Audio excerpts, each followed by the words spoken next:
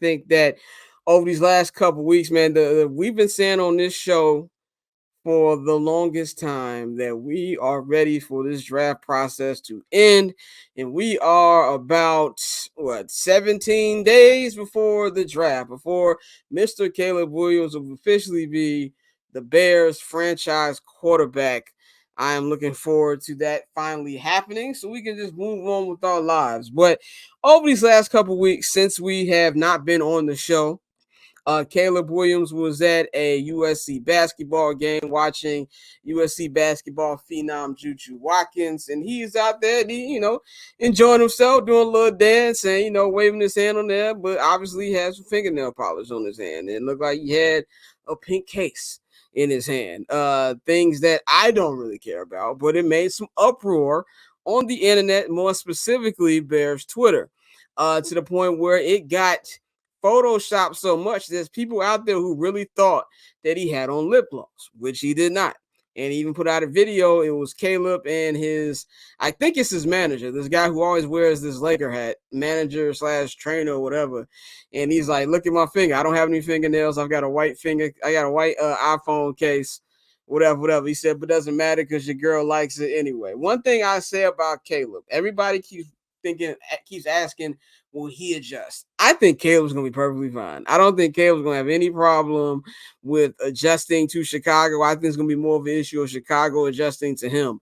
We even see he's already a troll on social media, and that's something that you're going to need in this particular era. But we already talked about 2 weeks ago, is the city of Chicago ready for the superstar aspect of it? Because it's something we haven't seen in the city since Michael Jordan.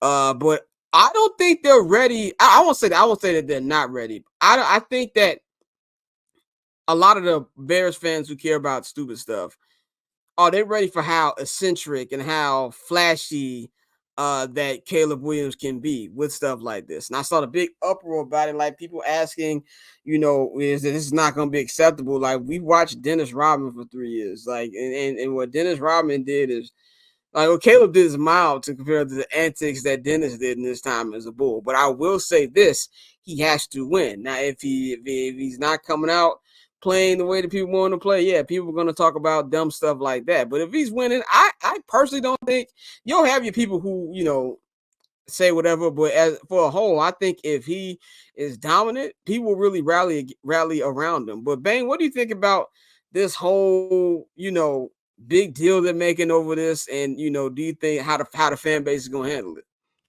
We bored. That's what this is, fam. We're bored. It's what we got 2 weeks away from the draft. We're really in that dead period where, and we've never been in this position keeping this number one pick.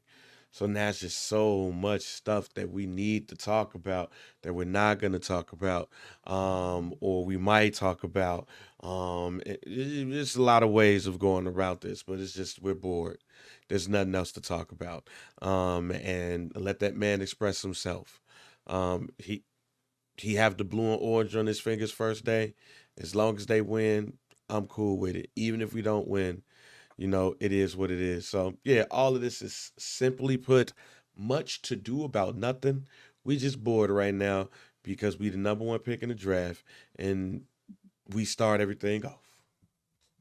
Dante, go ahead. Yeah. Like I said, once this kid, and I used to joke about this all the time, and this is the Patreon. They can say this. I always say, I don't give a fuck who you fucking. Can you throw for 40 touchdowns? Right. Like, can you throw for 3,000 yards? Not 40 touchdowns. That's ridiculous. But can you actually get out there and set these records that we've been begging people to break? So all of the extra and the this and the that about Caleb, it'll all go away once he gets there and he starts performing. I think you'll have your typical meatheads who will sit there and try to shit on him and crack, the gay jokes when he's struggling. But for the most part, I think people have recognized and just realized that this younger generation is different. They kind of remind you of your uncles back in the day who be out there dressed like the fucking Isley brothers, but they had a pistol in their boot. So it's like, yeah, it may look one way, but that don't mean that's what's going on with bro. And like you said, every time he spoke, every time he's talked with anybody, he always sounds, like a pretty solid dude. So I mean, all of that stuff, all that bullshit, man, At the end of the day, it's not gonna matter. It's gonna be about what he can do on that field. And like JR said, we're just dealing with fatigue right now. People are tired of having the same conversations. So now you got to invent shit to say. And a lot of it makes no sense. Like it's not even like a sensical argument. Like we're just literally just sitting here talking. And so it's like, all right, bro, y'all got it. So that's why I said, we should a full month away from the Justin trade. I'm ready for Caleb to have a damn C on his helmet and let's just get to it. And paper on these player haters, old news, money on the other line, so I'm not gonna hold you. Money on the other line.